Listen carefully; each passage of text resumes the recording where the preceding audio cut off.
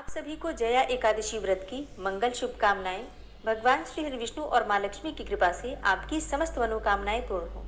आज जया एकादशी का व्रत है, तो सबसे पहले सुनते हैं जया एकादशी व्रत की पावन कथा। धर्मराज युधिष्ठिर बोले, हे भगवान, आपने माघ मास के कृष्ण पक्ष की शर्तिला एकादशी का अत्यंत सुंदर वर्णन किया। आप स्वतेज, अंडज, उद्भिज और जरायुज, इन चारों प्रकार के जीवों को उत्पन्न, पालन तथा नाश करने वाले हैं। अब आप कृपा करके माघ मास की शुक्ल पक्ष की एकादशी का भी वर्णन कीजिए। इसका क्या नाम है और इसकी विधि क्या है, और इसमें कौन से देवता का पूजन किया जाता है। भगवान श्री कृष्ण बोले कि हे राजन, इस एकादशी का नाम है जया एकादशी, और इसका व्रत करने से मनुष्य ब्रह्म हत्या आदि पापों से छूटकर मोक्ष को प्राप्त हो जाता है तथा इसके प्रभाव से भूत पिशाच आदि योनियों से मुक्त हो जाता है। इस व्रत को विधि पूर्वक करना चाहिए। अब मैं तुमसे पद्म पुराण में वर्णित इसकी महिमा की एक कथा सुनाता हूँ, तुम ध्यान पूर्वक सुनो। देवराज इंद्र स्वर्ग में राज्य करते थे और अन्य सब देवगण सुखपूर्वक स्वर्ग में रहते थे। एक समय इंद्र अपनी इच्छा के अनुसार नंदन वन में अप्सराओं के साथ विहार कर रहे थे और गंधर्व गान कर रहे थे। उन गंधर्वों में प्रसिद्ध पुष्पदंत तथा उसकी कन्या पुष्पावती और चित्रसेन तथा उसकी स्त्री मालिनी भी उपस्थित थे। साथ ही मालिनी का पुत्र पुष्पवान और उसका पुत्र माल्यवान भी उपस्थित थे। पुष्पवती गंधर्व कन्या माल्यवान को देखकर उस पर मोहित हो गई और माल्यवान पर काम बाण चलाने लगी। उसने अपने रूप, लावण्य और हाव भाव से माल्यवान को वश में कर लिया। हे राजन, वह पुष्पवती अत्यंत सुंदर थी। अब वे इंद्र को प्रसन्न करने के लिए गान करने लगे, परंतु परस्पर मोहित हो जाने के कारण उनका चित्त तो भ्रमित हो गया था। इससे ठीक प्रकार न गाने तथा स्वर ताल ठीक नहीं होने से इंद्र इनके प्रेम को समझ गया और उन्होंने इसमें अपना अपमान समझकर उनको श्राप दे दिया।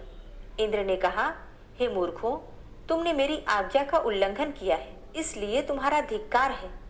अब तुम दोनों स्त्री पुरुष के रूप में मृत्युलोक में जाकर पिशाच रूप धारण करो और अपने कर्म का फल भोगो। इंद्र का ऐसा शाप सुनकर वे अत्यंत दुखी हुए और हिमालय पर्वत पर दुख पूर्वक अपना जीवन व्यतीत करने लगे। उन्हें गंध, रस तथा स्पर्श आदि का कुछ भी ज्ञान नहीं था। वहां उनको महान दुख मिल रहे थे। उन्हें एक क्षण के लिए भी निद्रा नहीं आती थी। उस जगह अत्यंत शीत था, इससे उनके रोंगटे खड़े रहते थे और मारे शीत के दांत बजते रहते थे। एक दिन पिशाच ने अपनी स्त्री से कहा कि पिछले जन्म में हमने ऐसे कौन से पाप किए थे जिससे हमको ऐसा दुखदाई पिशाच योनि प्राप्त हुई। इस पिशाच योनि से तो नरक के दुख सहना ही उत्तम है, अतः हमें अब किसी प्रकार का पाप नहीं करना चाहिए। इस प्रकार विचार करते हुए वे अपना दिन व्यतीत कर रहे थे। दैव योग से तभी माघ मास में शुक्ल पक्ष की जया नाम की एकादशी आई। उस दिन उन्होंने कुछ भी भोजन नहीं किया और ना ही कोई पाप कर्म ही किया। केवल फल फूल खाकर ही दिन व्यतीत किया और सायंकाल के समय महान दुख से पीपल के वृक्ष के नीचे ही बैठ गए। उस समय सूर्य भगवान अस्त हो रहे थे। उस रात को अत्यंत ठंड थी, इस कारण वे दोनों शीत के मारे अति दुखित होकर मृतक के समान आपस में चिपटे हुए पड़े रहे। उस रात्रि को उनको निद्रा भी नहीं आई। हे राजन, जया एकादशी के उपवास और रात्रि के जागरण से दूसरे दिन प्रभात होते ही उनकी पिशाच योनि छूट गई। अत्यंत सुंदर गंधर्व और अप्सरा की देह धारण करके सुंदर वस्त्र आभूषणों से अलंकृत होकर उन्होंने स्वर्ग लोक को प्रस्थान किया। उस समय आकाश में देवता उनकी स्तुति करते हुए पुष्पों की वर्षा करने लगे। स्वर्ग लोक में जाकर इन दोनों ने देवराज इंद्र को प्रणाम किया। इंद्र इनको पहले रूप में देखकर अत्यंत आश्चर्यचकित हुआ और पूछने लगा कि तुमने अपनी पिशाच योनि से किस तरह छुटकारा पाया, सो सब बतलाओ। माल्यवान बोले कि हे देवेंद्र, भगवान विष्णु की कृपा और जया एकादशी के व्रत के प्रभाव से ही हमारी पिशाच देह छूटी है।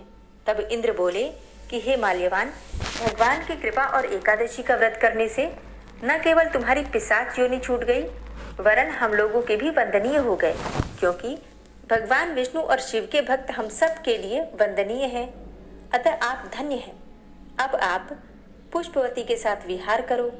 भगवान श्री कृष्ण कहते हैं कि हे राजा युधिष्ठिर, इस जया एकादशी के व्रत से बुरी योनियां छूट जाती हैं। जिस मनुष्य ने इस एकादशी का व्रत किया है उसने मानो सब यज्ञ, जप, दान आदि कर लिए। जो मनुष्य जया एकादशी का व्रत करते हैं वे अवश्य ही 1000 वर्षों तक स्वर्ग में वास करते हैं।